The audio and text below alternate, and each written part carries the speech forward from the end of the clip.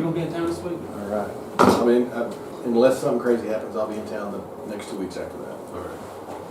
I'm gonna be out this week. We gotta find a stat keeper up there. It's bad not having stats. All right, guys, go ahead and put your headsets on. It's I know. That's, I know, I hard to It's not a good job. That's the thing.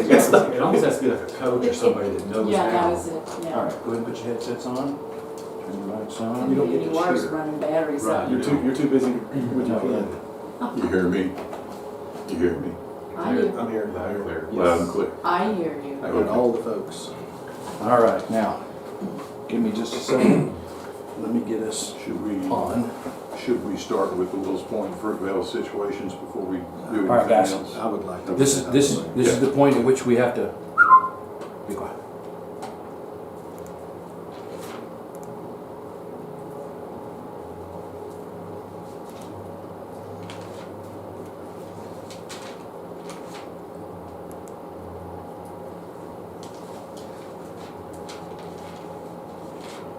All right, tonight's Huddle Show is brought to you by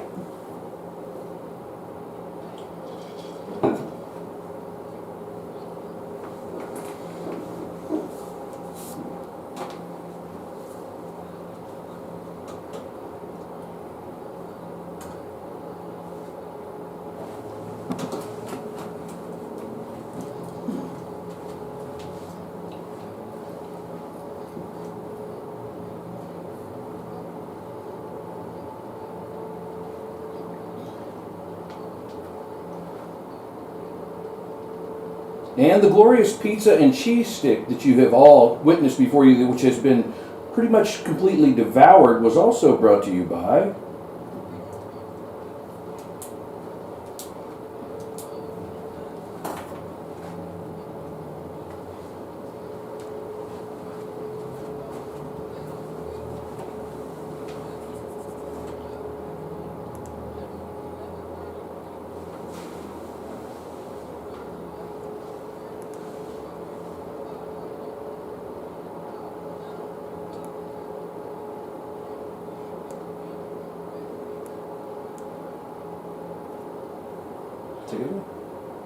Thank you, Ken.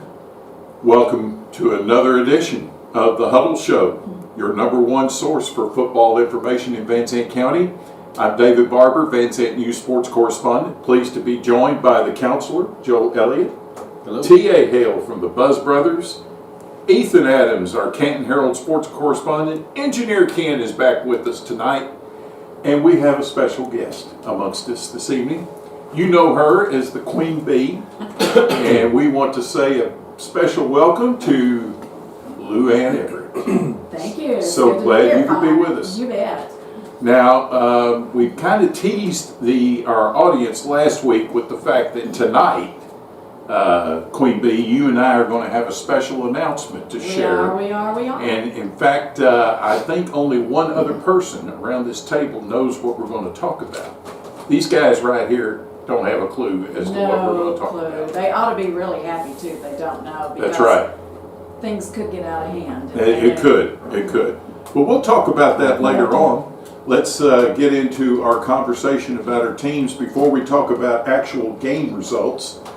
Unfortunately, there's a couple of issues we need to bring up. It's not the best of news, but it is what it is. First of all, Wills Point athletic director and head football coach, Coach Pointer, last night was put on administrative leave by the Wills Point School District. And Friday night, the Wills Point Tigers will be coached by one of their assistant coaches, and the last name is Boxley. The first name is James Boxley.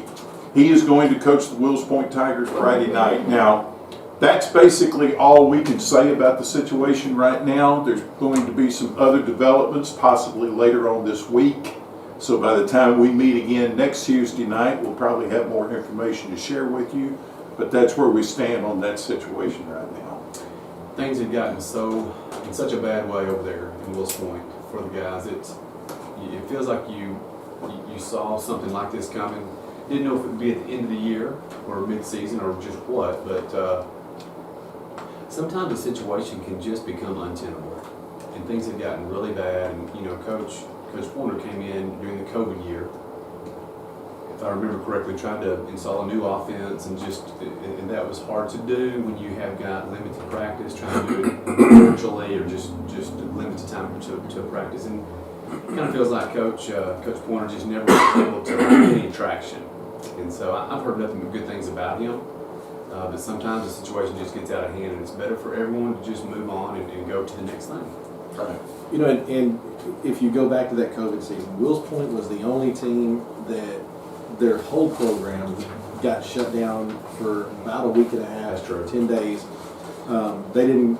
Not only did they miss a game like a lot of teams did, but they missed school. They missed practice. They were trying to do practice online. And if you go back 1 year prior to that, Wills Point was one of the top teams in the district with Canton and Van, and Yes. so something went south with that first year, and it's just never been able to get back on track. When Coach Cranfield was there, if I remember correctly, I think they may have won district 4 out of 5 years there or something like that. They were a competitive program, and somewhere in there, things just kind of got off track, and that's what happened. So, we wish our friends over at Wills Point the best. We know these situations can be tough and uncomfortable, and they affect people's lives. And so we do wish the best for everyone over there. Absolutely. As far as last week went, they played Blue Ridge. TAU and I had talked about the last time we'd seen Blue Ridge, we were on the game when Grant Saline was playing them in the playoffs 3 years ago. Blue Ridge kind of, just did what they wanted to early in the game. They forced a 3 and out on the beginning, and they took 2 plays to go 50 yards. It was still 10 minutes, 21 seconds, and they were already ahead 8-0. And that was kind of just the way the game went. Ultimately, it was 66-12. Hopefully this coming week they'll have a little bit better story to tell. Their defensive standouts. Well, I'm not even going to get into that this week. As far as next week goes, hopefully we'll have some better news to talk about. They are playing Waxahachie Life. Waxahachie Life is 1-1. They lost 48-18 against Athens, and they beat Ferris 50-37. And do you know whether that's a home or away game? They're going to Waxahachie Life. Okay, so best of luck with the coaching situation. Maybe they can get it back on track and get some excitement back into it. Sometimes, like you said, you just kind of get in that lull, and there's no way to get out of it, and sometimes you just got to break it off and move on to the next round. So the voice has just lost its effectiveness over the program, right, and that's just how it gets sometimes. So hopefully they'll get things going against Waxahachie Life this week. Well, the other situation we need to talk about is going on in Fruitvale right now, and unfortunately, the Fruitvale Bobcats will not be playing Leverage Chapel Friday night as scheduled. That game has been canceled due to the fact that Fruitvale does not have enough players to suit up, and that's because of injuries. So, but the latest information we have on that is that this is going to be a week-by-week decision. There has been no decision made about the remaining schedule. So all we can tell you now is that they will not be playing Leverage Chapel Friday night. That game has been canceled. Do you know how many kids they had on the roster? I don't know. Do you know? Yeah, it was they started with 10 to start the season, and that's small numbers. Small amount, so any kind of injury bug can dwindle the roster. So if you look at an 11-man team, you might have 60-something players on the suited out on varsity. Is it that much? No, not at 40-something. It'll be probably around 30-something at a smaller school, but I think as far as the high school goes, which is what you'd be looking at, their whole school would be playing together. Yeah. And I know that as far as I listened to their girls softball last spring because they're really good, and they're really young and should be doing well this year. But I know that the girls teams showed up in significant numbers at the start of the year, so I'm not sure what's. Yes, volleyball, very strong turnout for volleyball this season over there. So considering that they have 8 players, then if you try to put that in terms of like with an 11-man game, they would need something like 25 players to have a healthy roster, and they only have 8. So And 8 for 6-man football, that is spreading it pretty thin. is this due to injury, or are we talking COVID? Or No, injuries is Okay. what I was told is the reason for the cancellation. Do you know anything about the injuries? Like, would these be the type of things that the kids would come back from? I don't or- know. Okay. Don't know that. And like I said, at this point, it's a week-by-week decision on if they're going to play or not from this point forward. I hate that 2 teams in our county are in turmoil. I really hate that. Yeah, I do too.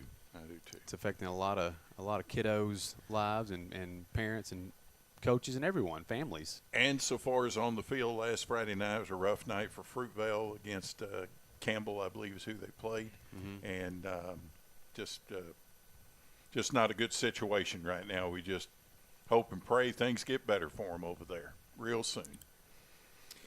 All right, gentlemen, before we move into our next round of discussions, I think we need to get into a commercial break. And TA, or do y'all have some sponsors you need to recognize, or should I go ahead with my list?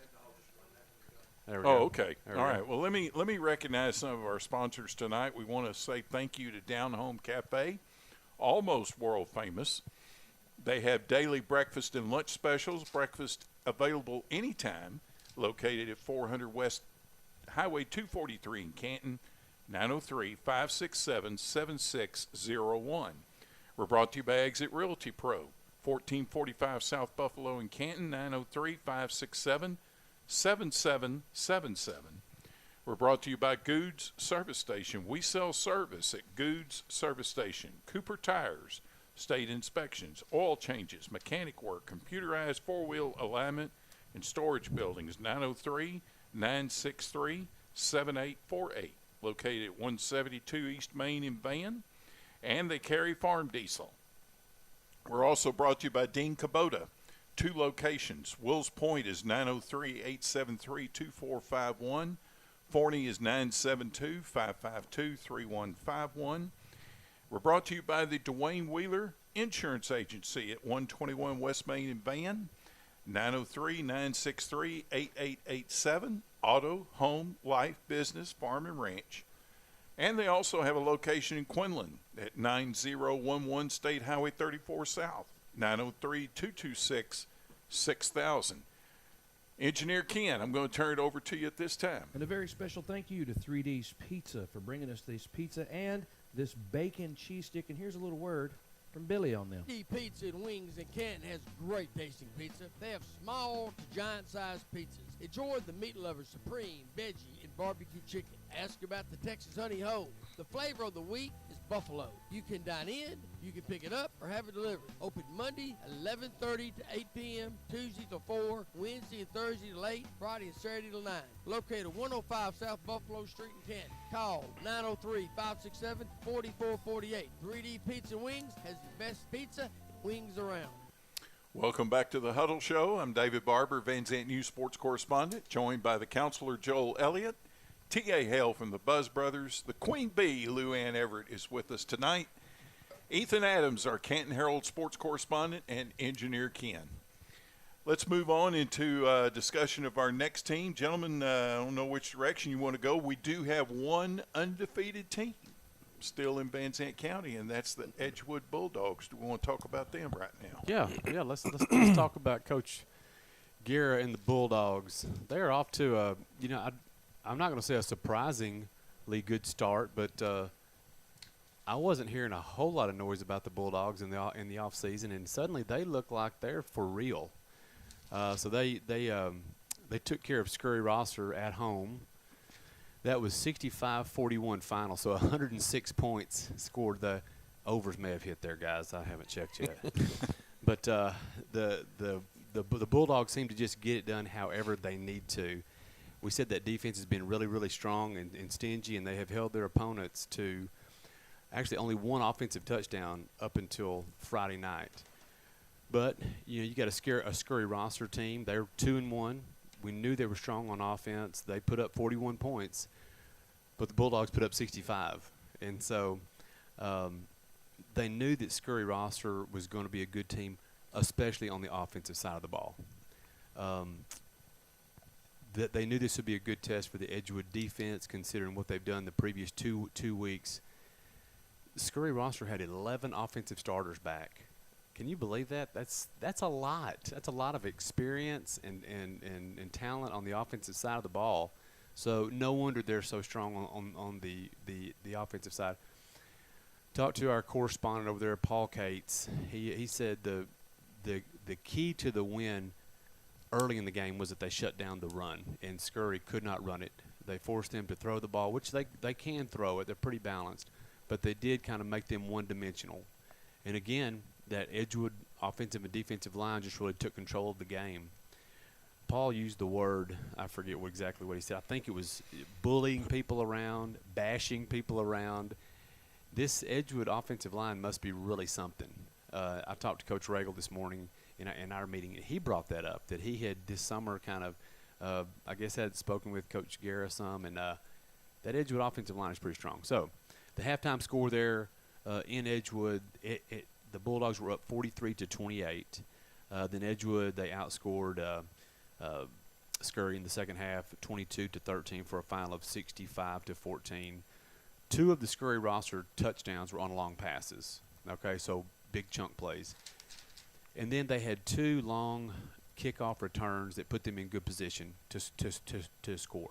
Okay, Paul said if you take those 4 plays out, this is a total blowout. If you take those out, they couldn't drive down. They couldn't put together a drive and score. It was mostly just the big plays, the big pass plays, or the special teams put them in good shape.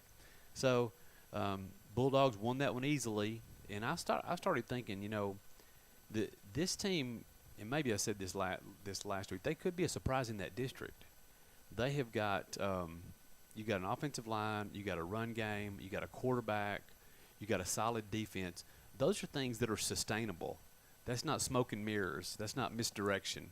Those are things that you can just line up and do because you're big enough and strong enough.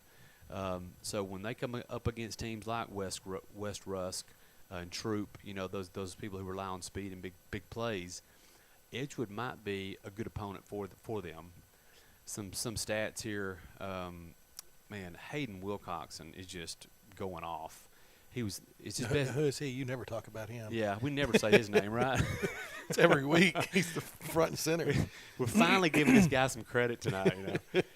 He was 18 of 21 passing, 222 yards and 1 touchdown, no interceptions. That's his best passing output of the year. Rushing, Wilcoxon ran it 16 times for 189 yards. I don't have his total yards for the season, but it's a bunch. 2 touchdowns. And then you had Tim Carroll. He ran it 10 times for 98 yards and 2 touchdowns. And then you also had Casey Leith, who's the other running back who they're giving it to. He carried it 22 times for 134 yards and 4 touchdowns. So if you had him on your fantasy team, I hope you had him in your lineup. So the Bulldogs are doing a lot of different ways here. Their total offense was 663 yards, 441 rushing, and 222 passing. That's pretty strong. Okay, so kind of moving on to their next opponent. Let's see if there's anything else here. Edgewood is averaging 54 points a game. Their margin of victory so far through 3 games is plus 30.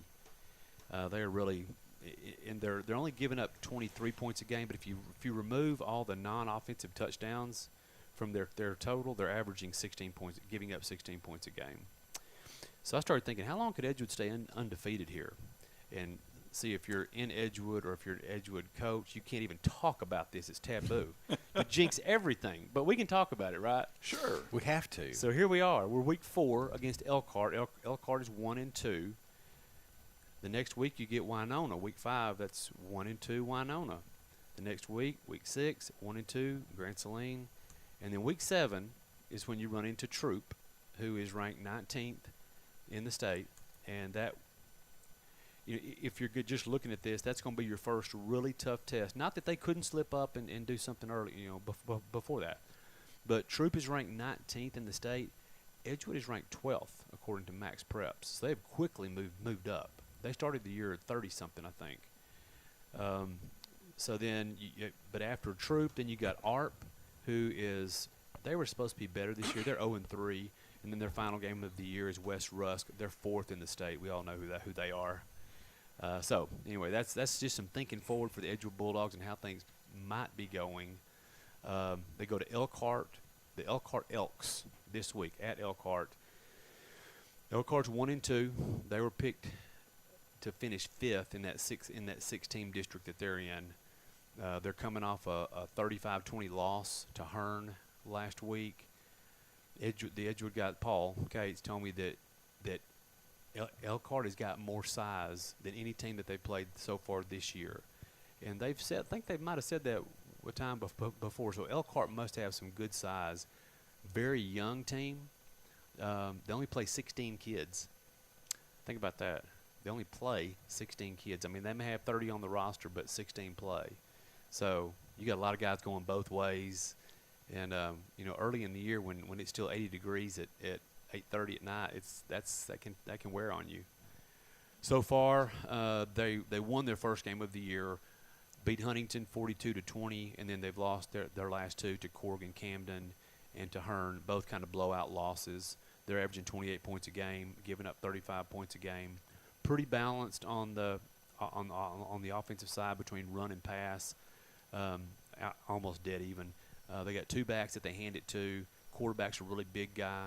But that's all I know about the Elks. And so it sounds like if the Bulldogs keep doing what they're doing, they should go over there and get themselves a win in Elkhart and roll on.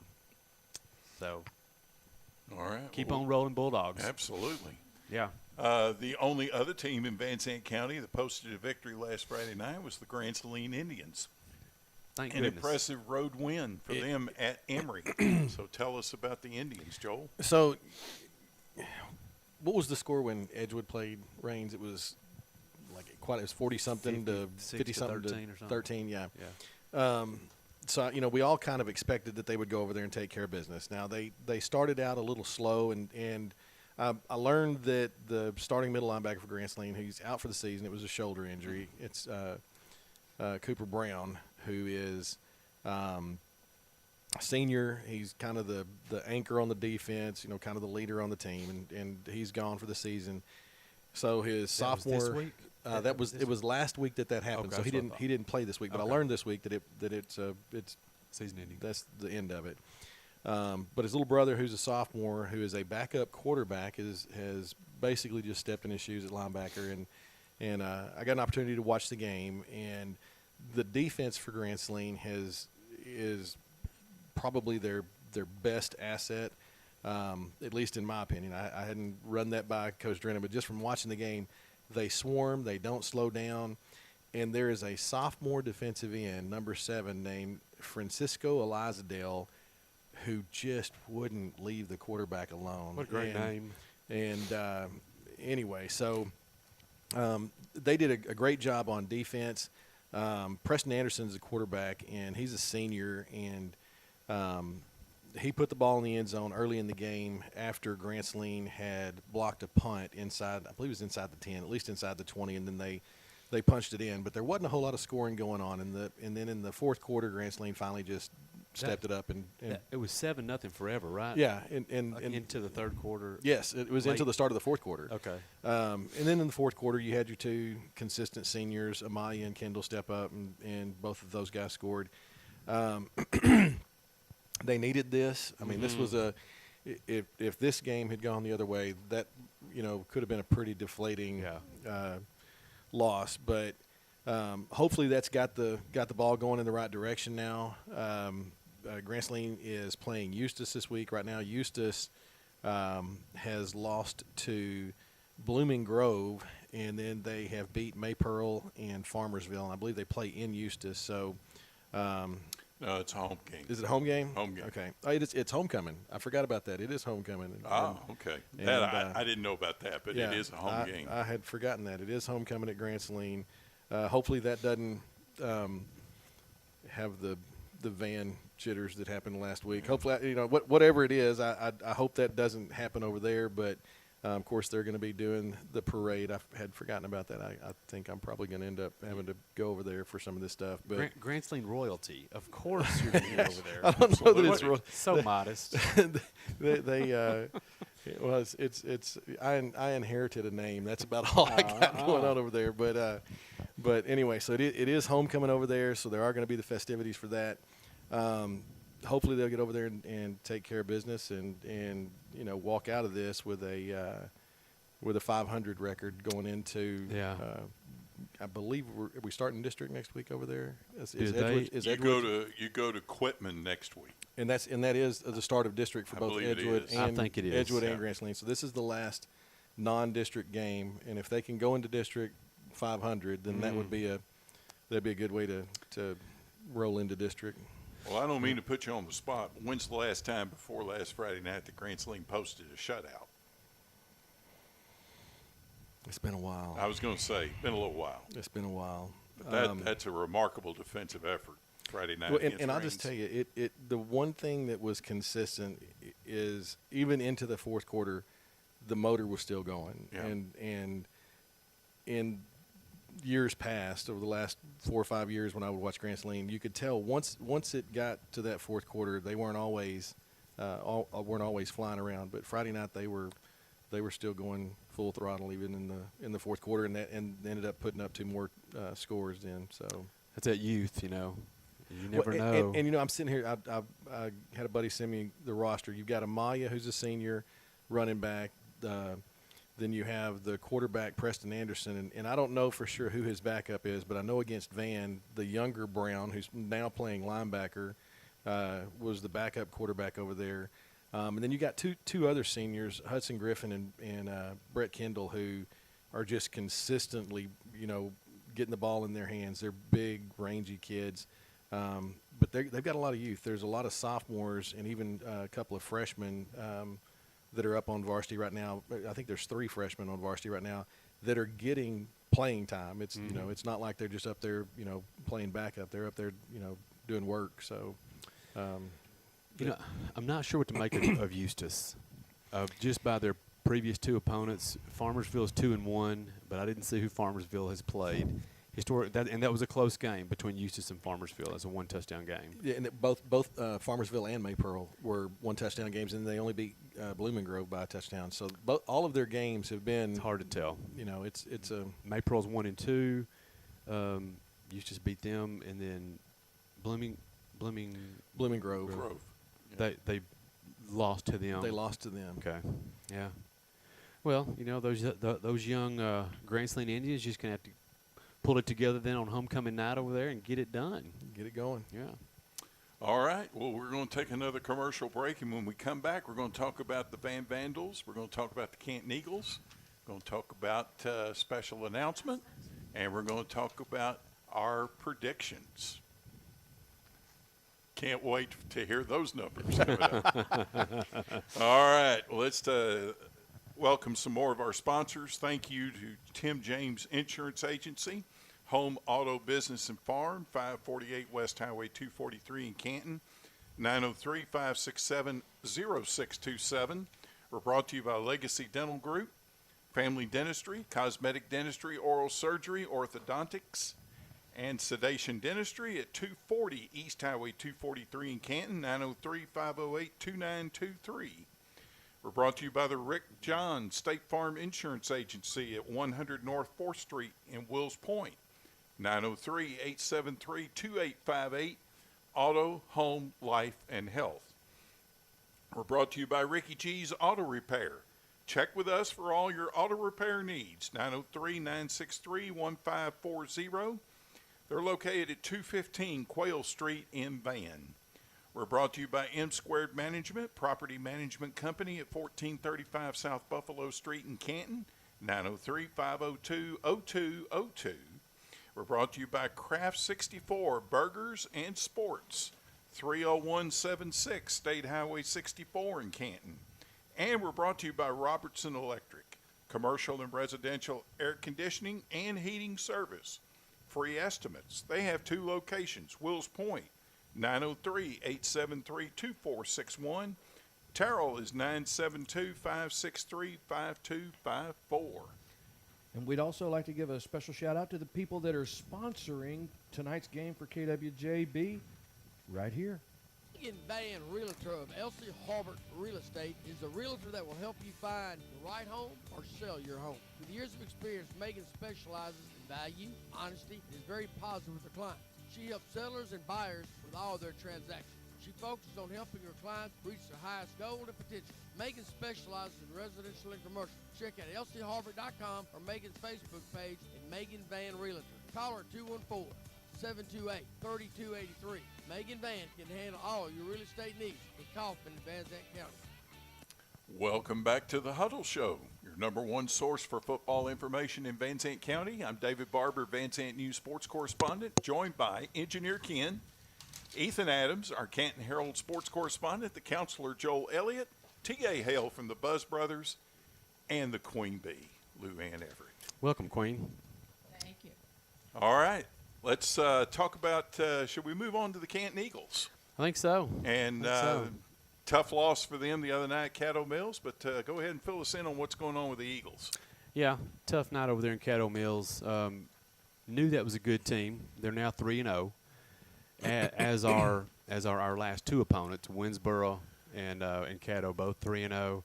So the Eagles combined, their opponents' combined record is 7-2. We've had a fairly tough schedule so far this non-district season. I would say. Caddo was the final score there was 31-13. Caddo was very versatile. They were really good on offense in a lot of different ways. They could throw it. They had a lot of good receivers, and they threw it to multiple people. Their quarterback could run it, and then they could just hand it off and run it between the tackles, and they had success in all three of those areas. That made it tough on our defense, and I'll talk some more about that later. Our defense actually did a pretty good job. I know 31 points sounds like a lot, but they were out there for a lot of snaps, and they got some key stops. So some promise there shown by the defense. Canton did strike first. They scored the first touchdown. Second play from scrimmage, a 65-yard pass from Nathan Parker to Cam Shaw turned into a touchdown, and got the Canton crowd all fired up. So Canton did draw first blood there, but then after that, the offense just kind of sputtered, and it was a little bit of what we saw against Winsboro, I think. There was kind of a mix of penalties, unforced errors, negative plays, and just general mistakes that didn't have anything really to do with the play, if that makes sense. So like a holding away from the ball. Just maybe just someone lined up offsides that negates a big offensive play. Things like that we didn't need to do for Caddo. They're good enough, but when you're playing a good team, you can't make mistakes and expect them to let you off the hook.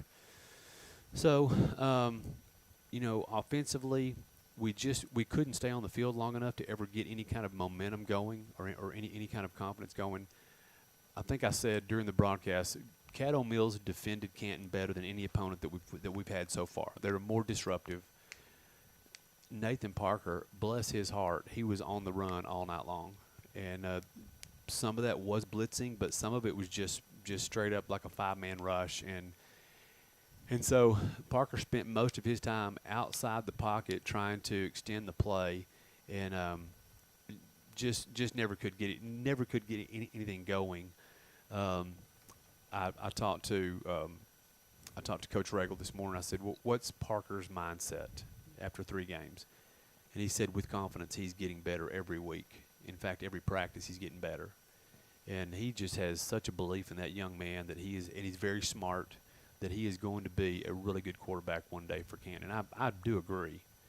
We got to talk about Cam Shaw. After the first touchdown pass he caught there, he tweaked his ankle in the second quarter, and they elected to sit him out. Just decided to just err on the side of caution and sit him out.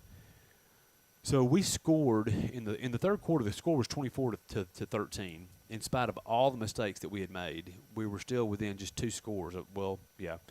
Okay, so in the fourth quarter, Nathan Parker threw a pass to Tootie Prox that ended up being intercepted, but the ball went into both players' hands. So Prox caught it, but the Caddo defender had it too. And as they went to the ground, both of them had the ball. And when they bounced, the ball kind of came to the Caddo guy, and he jumped. It was an interception instead of a touchdown. It could have gone either way, or it could have been incomplete. But had we scored there, it would have been 31-20 with 10 minutes left.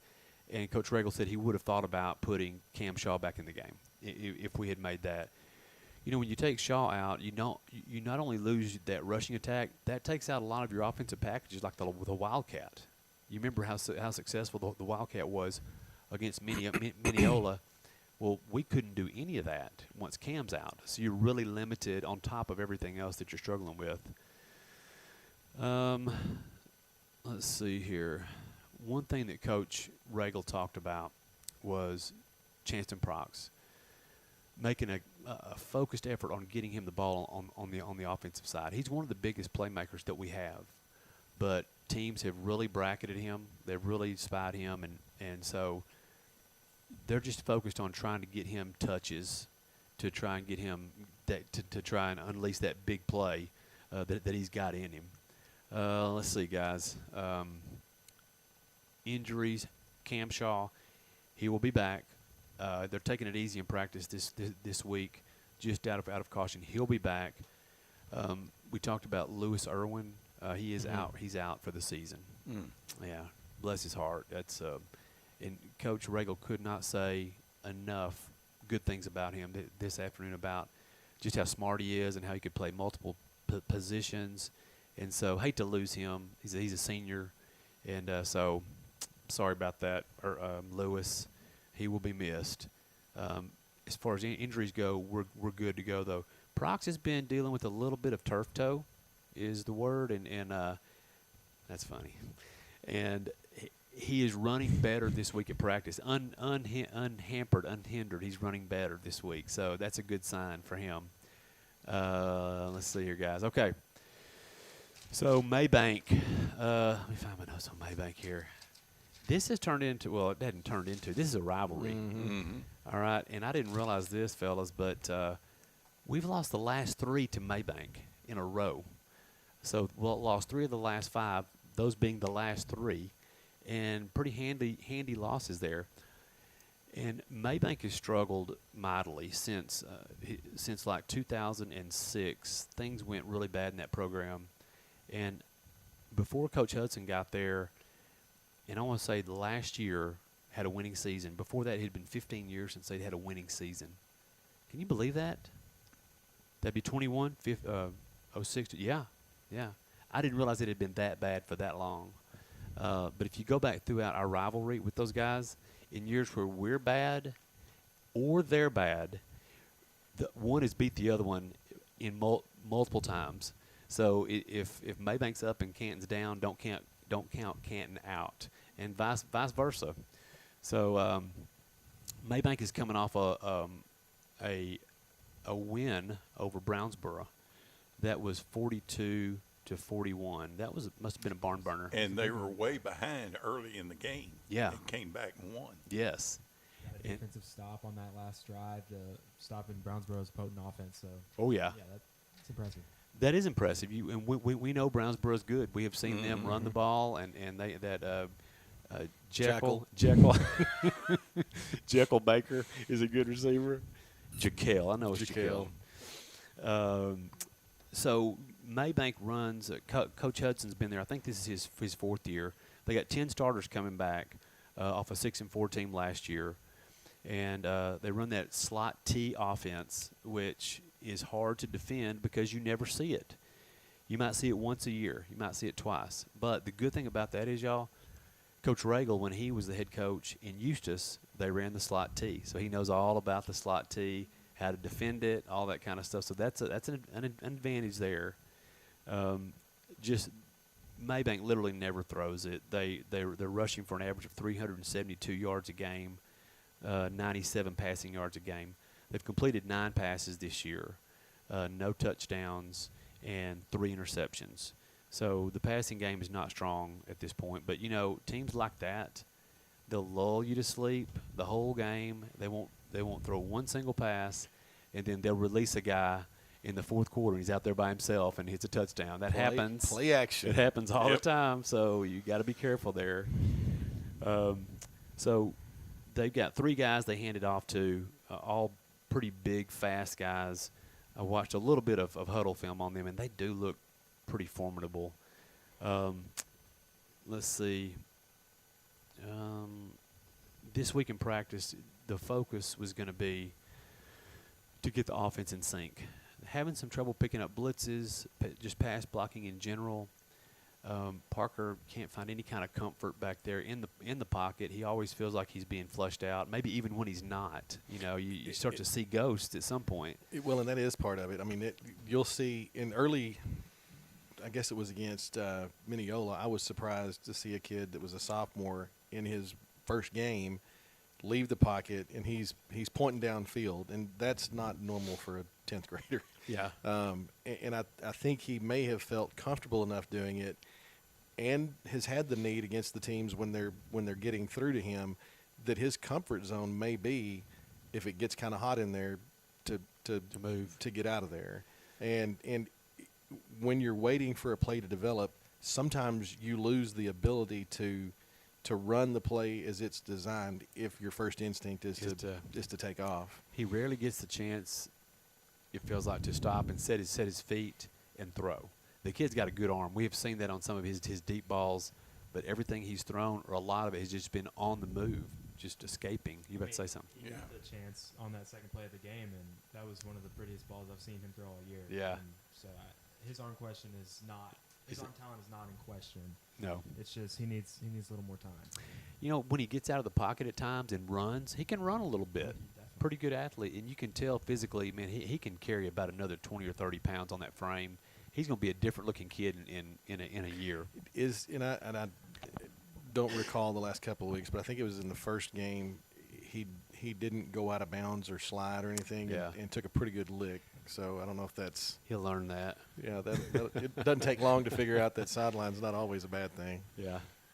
Ethan, I know you had a chance to visit with Coach Regal, and you were at the game at Caddo Mills. Any thoughts you have? One player that Regal mentioned that he was really impressed with was Shaw's backup, and that's Colin Capuzano. Yes. He scored one of the touchdowns in the third quarter, and we saw him score against Winsboro too. He's just a tough runner, and he kind of came out of nowhere because Regal told me he was playing wide receiver on the JV team last year. And when Regal got in to evaluate him this summer, he switched him to running back, and he's asking a lot of him. But I mean, he's showing some stuff in game, and it's really impressive for a kid that hasn't played the position. Hadn't played the position. Yeah. I mean, literally didn't play it in junior high. But he's a good-looking kid. His body type suits it, and we saw him run about a 40-yarder against Caddo that he broke loose. He had 14 carries for 86 yards. He averaged 6.1 a carry. Long was 32, and he scored a touchdown. So he's showing a little bit of evidence, kind of game by game, that he can be counted on. So losing Shaw hurt, but it did give Capuzano a chance to get in there and show what he could do. Cam Shaw, rushing, he only ran it 5 times for 16 yards. Receiving, you had Cam Shaw 4 catches for 75 yards. Chancellor Prox 3 catches, 18 yards. And then Nathan Parker was 9 of 18 for 108 yards. So our toughest night offensively of the year, but I do give credit to the Caddo Mills defense. They played us well. So I'm thinking about Maybank and the games that they have had against Bullard. You know, Bullard we thought they were picked to finish last in the district. Played them close. Now Bullard has played Caddo close. They have. Maybank has played Brownsboro close. We know Brownsboro is good. So I can't sit here and tell you that we're fixing to play our easiest opponent of the year. I don't think that's the case. And when you put together the fact that they're well coached and this slot T is hard to defend, Friday night is going to be a good test for us. Now your broadcast schedule is, again, when Engineer Ken says you can go on the air, but what is the prospective time? It would be 7:10 pregame, Facebook, and then 7:30 kickoff. Okay, all right. Well, let's move on, talk about the Van Vandals, and tough night for them on homecoming night at Van Memorial Stadium, by the way. I don't know when I've seen Van Memorial Stadium that full and that enthusiastic before the kickoff. I bet. But the Lindale Eagles came in with a strong first half performance, and they had to hold on at the end. But Lindale did pull out the game by the final score of 30-27. Lindale took the opening kickoff, drove the ball straight down the field, long time consuming drive, and scored. Van gets the ball, third play from scrimmage, 91-yard touchdown pass from Jackson Moffitt to Caden Rowe, both sophomores. And so Van was up 7-6, but that lead didn't last very long. Lindale came right back to the very same thing. They drove down the field again, scored, and they kept the lead the rest of the night. The score at halftime was 27-7 in favor of Lindale. It looked like a complete blowout.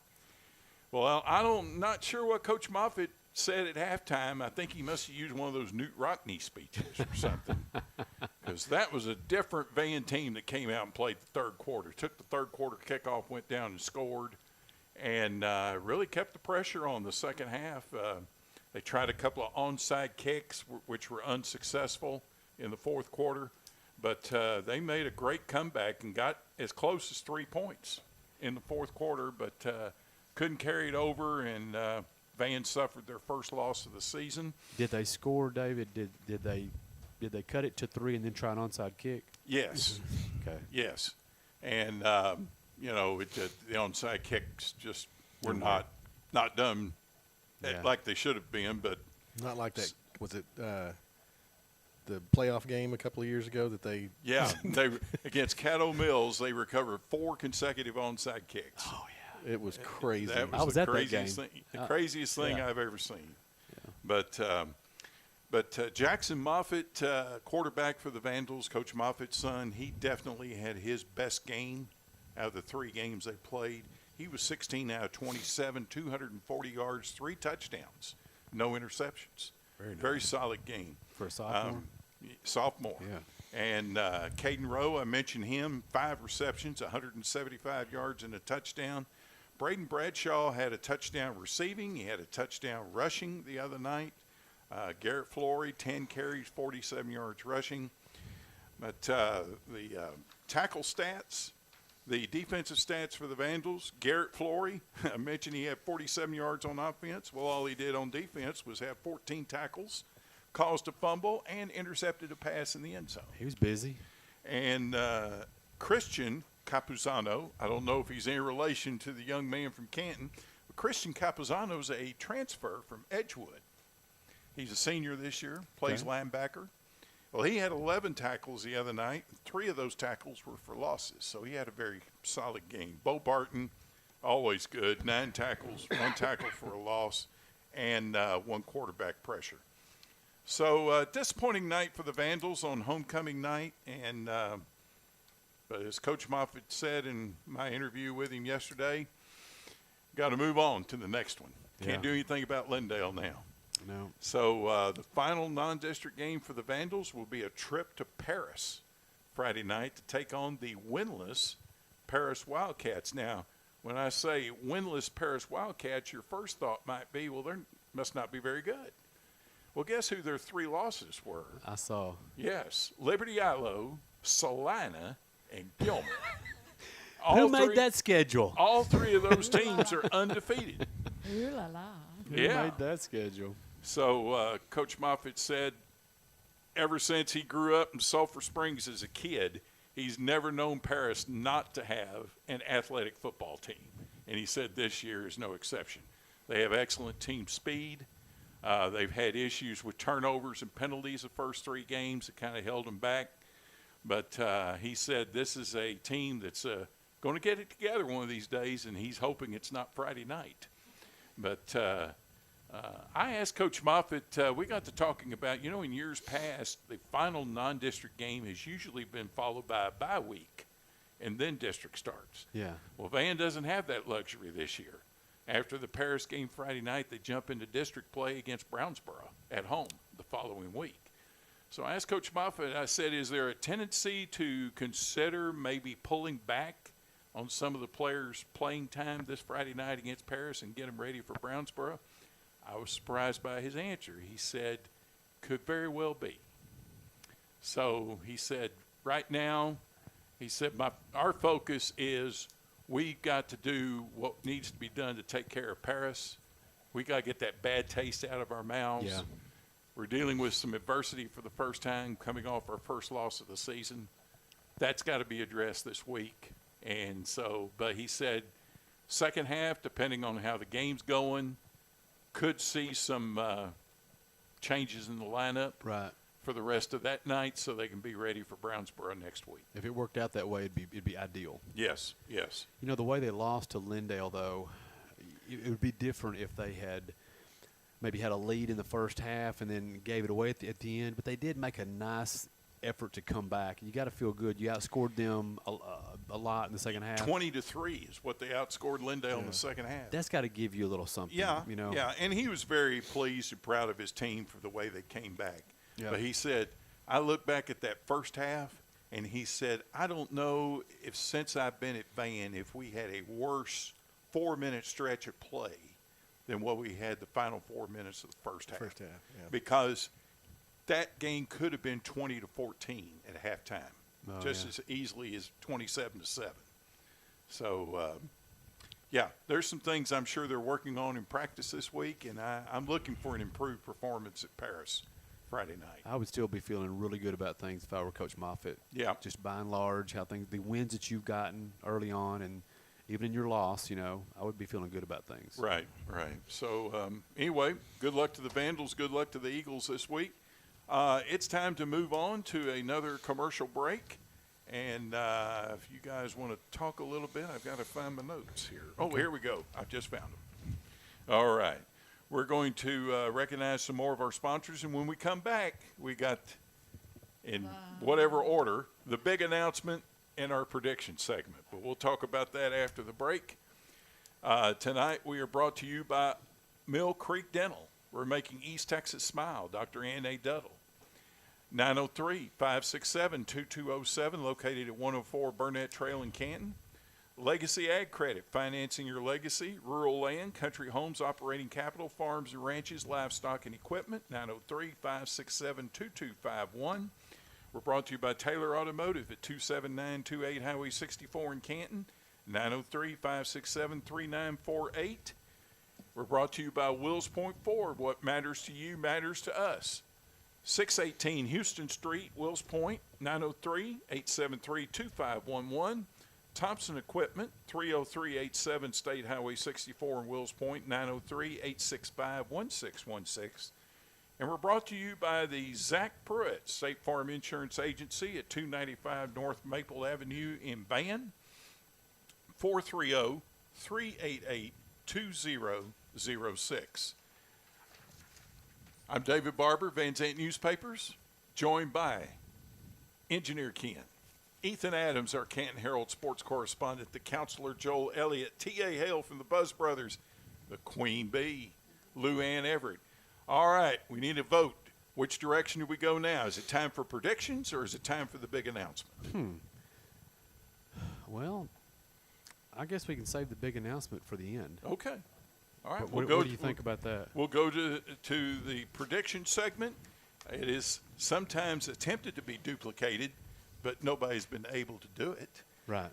Because we are the prediction segment show Extraordinaire. for Van Zant County. Well, I don't know about extraordinary looking at some of our numbers. But, Oh, well. but anyway, T.A., I'm going to turn it over to you because I know that you have been in contact with the various sponsor possibilities. I have. And you carry on. Let us know who is going to sponsor our segment tonight. Well, first I will tell you that my close associate, Ufi, he's the owner and manager of Ufi Sportsbook. He was in Las Vegas this weekend. He really was. He really was. It's a fact. For real. Yeah, he told me that the Nevada Gaming Commission had called him in and said it was probably nothing, probably just wanted to visit with him or something, but haven't heard from him. So this week, as a matter of fact, it's kind of fitting. It's there's a new sponsor. He's got a new business venture. It's Oofy's Sportsbook and Offshore Accounts Management is what he is specializing in now. And so he's going to need, with all this cryptocurrency mining that he's probably going to like strike it rich with, like we talked about last week. He's kind of getting some knowledge of what offshore accounts are. Just so that he can help other people set them up. So, okay. Well, I'm sorry. Could you repeat that sponsor name yes, again? Yes. That's Oofy Sportsbook and Offshore Accounts Management. Okay, thank you. Okay. Well, if we don't hear from him, the good news is we have the counselor here to send out to Vegas to go get him. Right. That wouldn't surprise me. I want to come back though. I don't want to get wrapped up in Oofy's. No. I mean, he may be out there cleaning septic tanks this year. Who knows? Who knows? So okay. So I will give you our year-to-date standings here.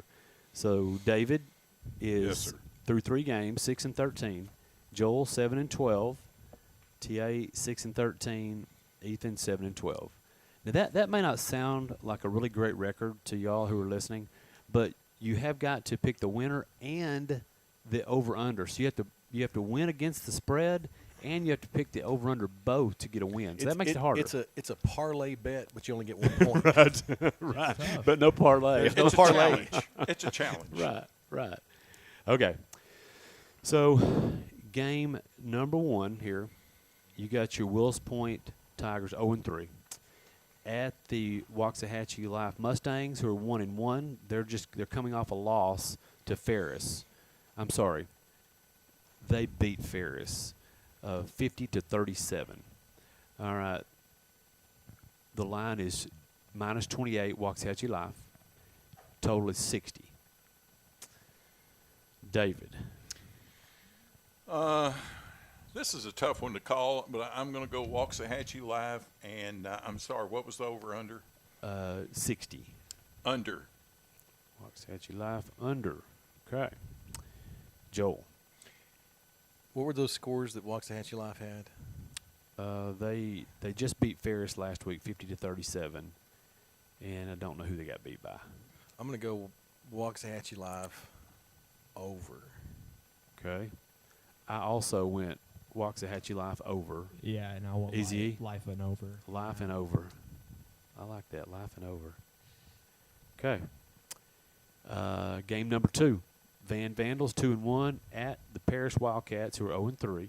Don't let that fool you, as we talked about. They're coming off a loss to Gilmer. That was 50-7.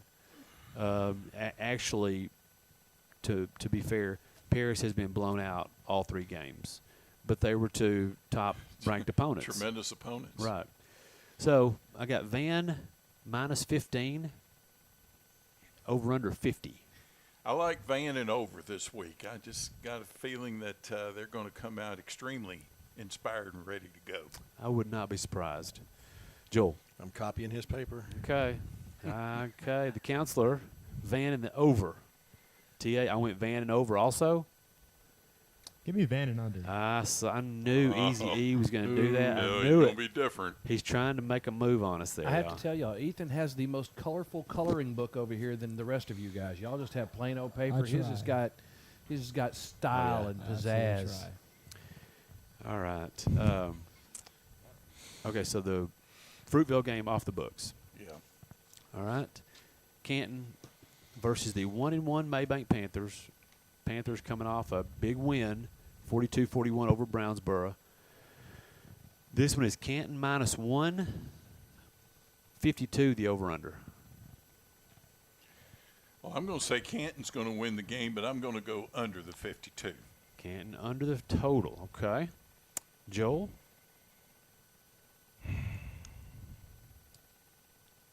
I'm going to go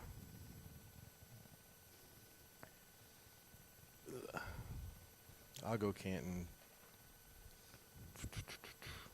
over. I also took Canton over. And I want the same. And Easy E, the same. Now the Godfather's got us there. If He's either going to catch us or he's going to roll away. Let's wait till next year. Right.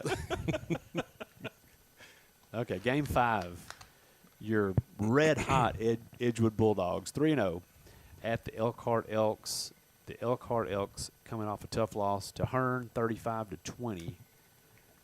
Got Edgewood -17. Total is 59. I'm going to take Edgewood and over. Edgewood and over. Okay. Counselor? I think Edgewood will win, but I don't think they'll cover 17. So I'm going to go Elkhart, Okay. and I'm going to go over. Elkhart over. Okay. And I took Edgewood and under. Easy E? I'll take Edgewood, and I want the over. Edgewood over. Okay. What was David's on that? Edgewood over. Edgewood over. All right, final game. Got your Grand Saline Indians, 1-2, got their first win last week, versus the Eustis Bulldogs, who are 2-1. They lost to Blooming Grove, 14-6. They beat Farmersville and May Pearl in close games. Okay. This one is at Grand Saline, homecoming. Grand Saline -5. 43 is the total. I like Grand Saline and under. I think it's going to be a defensive battle. All right, Counselor. I'm copying his paper again. Okay. Okay. Grand Saline under. TZ. Grand Saline under. Easy E. I'll take Eustis to cover and Okay. under. Eustis and under. He's trying to make a move on us there, y'all. You see We'll that? see what You happens. see that? Okay. All right. Picks are in the books for week 4. Y'all, we're rolling here. It's week 4. We're talking about the halfway point almost. Next week will be halfway. And then we're starting district after. This is our last non-district game for most of them. I know. Yeah. Now, isn't there supposed to be some sort of big announcement that we need to talk But we about? have one more round of sponsors. Oh, just checking. And then we'll get to that. We want to thank the Sarah Clayton State Farm Insurance Agency at 1164 South Buffalo Street in Canton, 903-567-0555.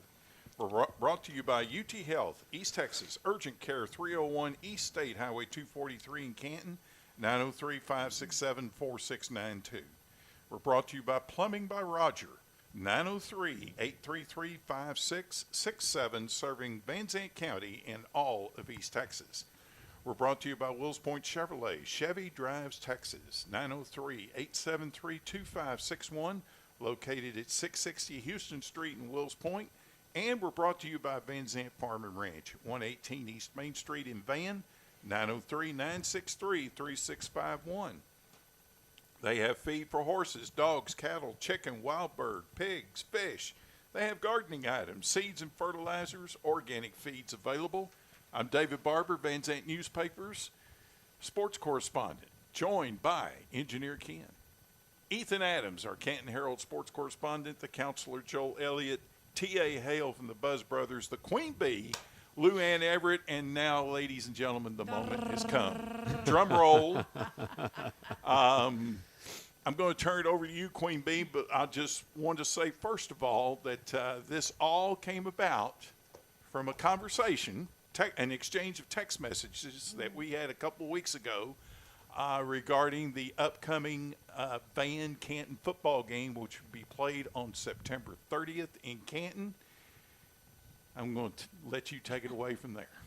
Well, one of the things I have noticed is that this season, Canton didn't really play any of the good old-time rivals. There's so many teams that I've never heard of, not sure where they are, or anything else, except for Van. Now, when I was back in high school, you raised your kids to hate Van. Really? Really. You know, really. that seems to happen in a couple other places. Yeah, absolutely. Why are you looking at me? I almost caught myself That's cheering for true. Van the other night, or at least rooting for him. And I remember one of the biggest insults with, I had a friend, and she dated a guy from Van, and she wore his football jacket to high school during Van Canton football week. And it was amazing she lived through that. But since I don't know any mayors. No, we've had quite a few changes in the county, and they're really not all that fun to pick on.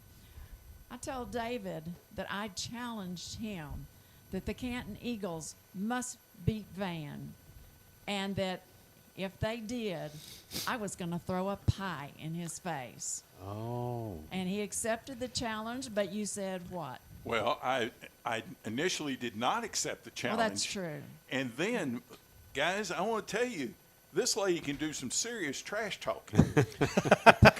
I asked him I what, went from saying no to saying yes based on all the stuff she was throwing back at me. mainly it was what kind of pie would you like to be hit in the face with? Pumpkin. And where would this is- take place? Like where would We'll out- get to that. in front of what audience? Okay. Yeah, and in front of wherever we're broadcasting that night. So Okay. if we're in front of your office, I guess we'll have to have the police stop the cars on the road.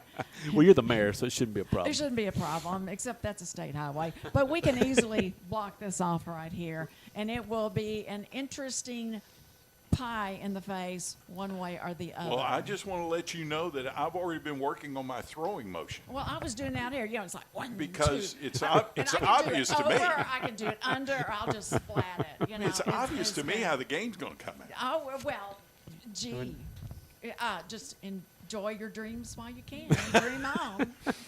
But we're going to Dream on. we're little going dreamer, to dream on. take care of this on the Tuesday night, October the 4th, October the 4th, at the end of the the Huddle broadcast, Show, so that because neither we're- one of us want to look like.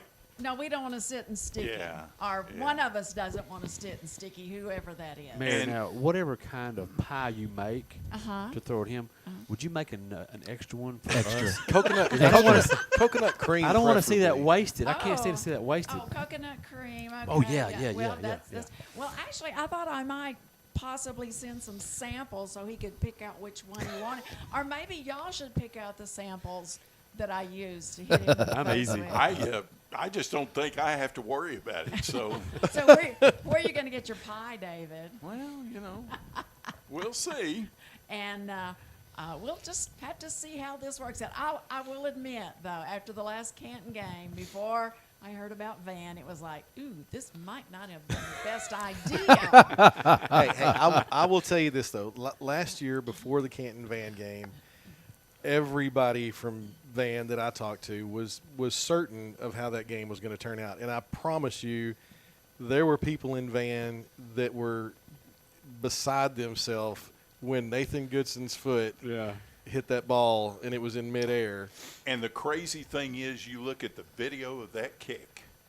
His foot went out from Yeah. under him when he kicked. He slipped down. Landed on his tail end. And I don't know if and that- ball still hit the crossbar. Yeah, I don't know if that cost him any velocity or not, but he did slip down. I Yep. remember seeing that. Yeah.